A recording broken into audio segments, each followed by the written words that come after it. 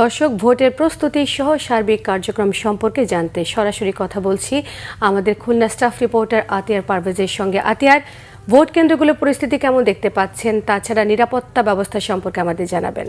সোমা, আজকের রাতকে খুবই গুরুত্বপূর্ণ রাত হিসেবে মনে করছে খুলনা বিভাগীয় প্রশাসন।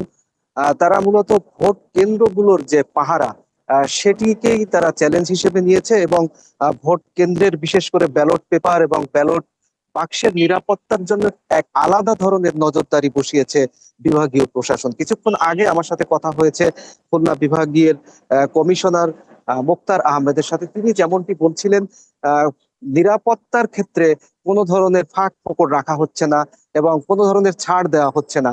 বিশেষ করে ভোট কেন্দ্রের নিরাপত্তাকে বিশেষভাবে গুরুত্ব দেওয়া হচ্ছে।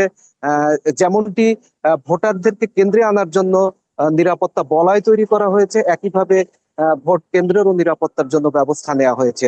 এছাড়া আরো কিছু বিষয় রয়েছে, সেটি হচ্ছে যে খুলনা বিভাগের যে 36টি সংসদীয় আসন রয়েছে, তার মধ্যে খুলনা 5 আসনকে আলাদা গুরুত্বের সাথে দেখা হচ্ছে। খুলনার চোখ মূলত খুলনা 5 আসনের দিকেই রয়েছে, কারণ ওই আসনে জামাত ইসলামের সেক্রেটারি জেনারেল অধ্যাপক মিয়া গোলাম পরোয়ার প্রার্থী এবং তার প্রতিদ্বন্দ্বী প্রার্থী হচ্ছে ধানের শীষের আলহাজ আলী আসগার লবি। ওই আসনে অপ্রীতিকর কিছু ঘটনা ঘটার আশঙ্কার জায়গা থেকেই মূলত বাড়তি নিরাপত্তা ব্যবস্থা নেওয়া হয়েছে। এছাড়া খুলনা বিভাগের 36 আসনে 203 জন যে প্রার্থী রয়েছে, তারা মূলত ভোট কেন্দ্রগুলোতে আগামীকাল সকালে কিভাবে তাদের পোলিং এজেন্ট পাঠাবে সেই বিষয়টি নিয়েই মূলত ব্যস্ত সময় পার করছে। আর সার্বিকভাবে এখনো পর্যন্ত খুলনার কোনো জায়গা থেকে খারাপ কোনো খবর আমরা পাইনি। শান্তিপূর্ণ পরিবেশ রয়েছে এখন পর্যন্ত।